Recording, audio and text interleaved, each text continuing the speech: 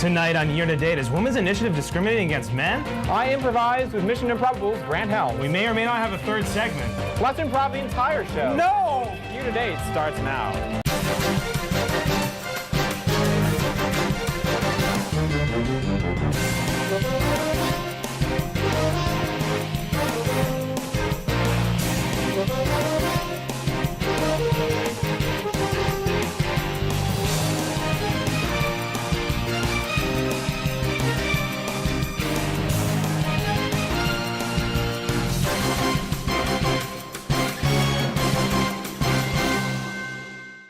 On Thursday, January 17th, Women's Initiative posted an invitation for another Campaign College AU Women to Win program, which is a day-long seminar teaching women how to run for student government. This drew criticism from Daily Jolt moderator Pat McGill, who had this to say: "There have been calls for more diversity in student government for many years. Last spring's elections yielded 4 white males to run for the SG."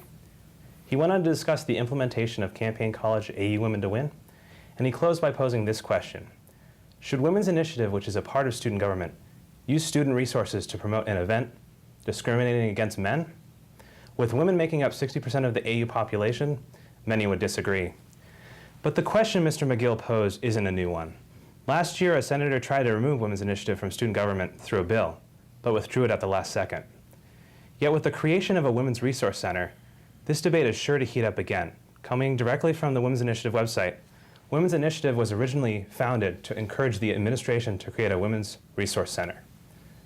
Because this has been accomplished, will there be calls for Women's Initiative to make the transition from a student government department to a club?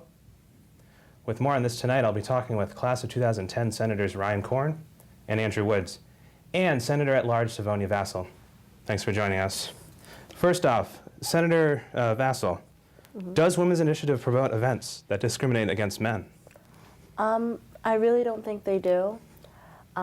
They don't exactly encourage men to constantly come because, again, this is Women's Initiative and it's most of the resources are for us, but they don't discriminate against. I've been to many of the events and there have been both male and female people there, so.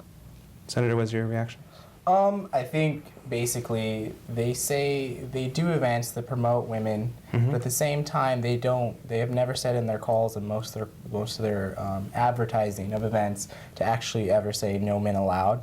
So I don't say they're actually really discriminating. I think obviously they're promoting more towards the women's side because obviously that's their job and that's why they were created. Right. Senator Korn? I mean, I would have to agree with what the previous two senators have said, simply because the whole purpose of an organization is to, promote women getting involved in, various issues on campus, including student government. And it's not really necessarily something that they need to deal with men for. It should be a resource for women, rather than, something that men need to really be involved in. Okay. Senator Vassel, should Women's Initiative do more to include everyone in their events? I don't think that's what they're here for. I think it's supposed to be for females. Okay. I mean, men are more than welcome to join. I don't think it's ever been a issue with that. It's just that this is a resource for females only. Sorry.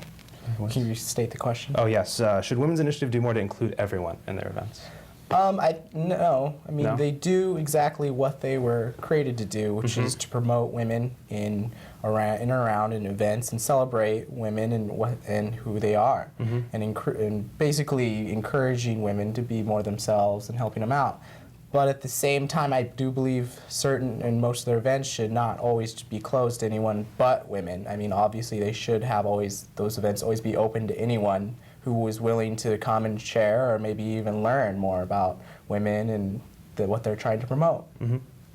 And I mean, I feel the same way. I mean, there are some things that men, I think, should get involved in, but I also believe that the Women's Initiative has included them in those events where they needed to be for the benefit of women. So, for example, against rape and sexual violence, men have always been encouraged to become aware of these issues and promote awareness of these issues as well, because it's, first of all, not necessarily just a women's problem, but even though, because it does affect women disproportionately than it does men, the men who know about the problem can at least help contribute to solving it as well. Okay. So in that regard, men should be involved. Okay. Kind of a bit of a different topic, still on Women's Initiative. As I said in my introduction, Women's Initiative, this says what it says on their site. Women's Initiative was originally founded to encourage the administration to create a Women's Resource Center. So it was put in student government originally to do that. Now that we see the Women's Resource Center coming to fruition, is it time to start moving or getting Women's Initiative ready to move over to a club from a student government department? Senator Vassel?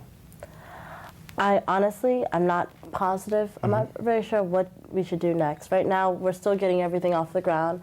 Everything has to get funded appropriately and set up, and then you need to establish yourself, especially in the AU environment.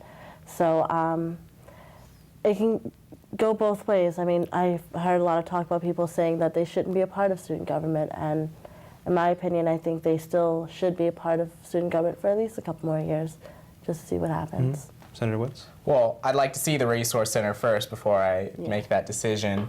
It was passed out of the Senate. I know the resolution. I know the university has expressed its support for a Women's Resource Center, but there's no building that says Women's Resource Center on it yet, and we don't know how well it will be staffed. One of the arguments, though, that could come about is if we do keep Women's Initiative, Kerwin and the rest of the university could go against this and say, well, yeah, we'll create a resource center, but we're only staffed with like 3 people, kind of leave it and neglect it because you guys already have a Women's Initiative for student government. So why should we build a really effective resource center? So that being said, I'd like to see first the resource center get built and then make that decision, should we keep Women's Initiative on or should we move to a club status? If it was fully staffed and the university was fully willing to take on a good budget for it, a good building, a good staff, then I would say yes. Maybe Women's Initiative should be transferred down to a club and work with the resource center. But say Kerwin and the university kind of use that excuse, well, we don't want to really build a good resource center, we're only half committed, then we need to keep on this Women's Initiative part of student government, part of a good budget of student government being funded, until we do have an effective and good resource center. Okay. We talked a little bit about the bill that was passed by the Senate. I don't. It was last semester. Let me know if I'm wrong. I don't know if any one of you know the answer to this, but did it talk specifically about a timetable of when Women's Resource Center would actually happen? Because I know there are worries that we're not, it's not going to happen. But it seems like a website is up now for Women's Resource Center.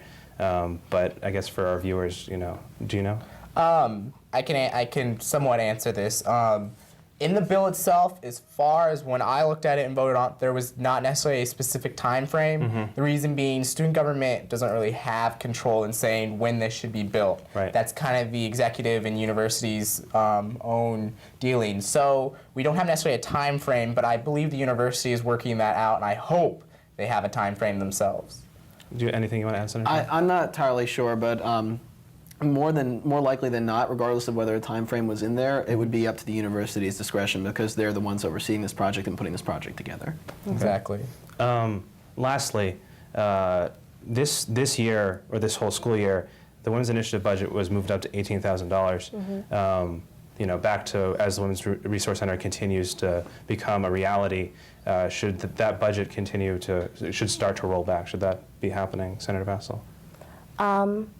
I don't think so. I think the funding that we gave them this year was for a specific reason because they're trying to do a lot more and they're trying to really develop Women's Initiative and then the Resource Center continuing on, trying to get the website up and get things rolling.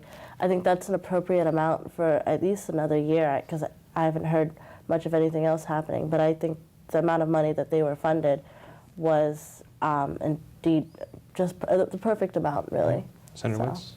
I can't really answer that question until we have a resource center. Okay. Because there's no reason really to roll back it if they're doing so much as it is.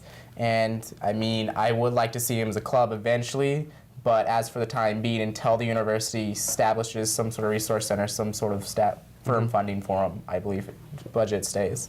Senator Korn, your last thoughts? Yeah, I absolutely agree with that, simply because it really depends. Are the students going to be involved to the same extent as they are with the Wellness Center, for example, in programs that the Resource Center might have? I think until those questions are answered, we can't really know what the funding should be. Okay. Well, Senator Vassel, Senator Woods, Senator Korn, thank you so much for joining us tonight. We all hope that the Resource Center will actually happen. And when we come back, we'll be with the Senators for something else.